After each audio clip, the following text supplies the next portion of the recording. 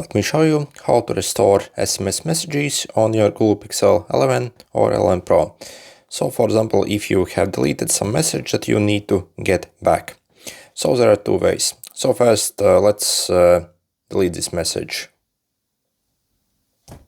Okay, so if you want to get it back, you simply click on your profile icon here. And you have two spaces, either archived or trash. By default, it will get placed in the trash if you did like I showed you. So you can go here and click this restore button, and then it will get placed back in your storage. However, if you, for example, like delete a message doing this one, then again, you can go here and simply go in the archived, and they will appear here. So you can click on the message and simply click this button, and it will get placed back in your main list.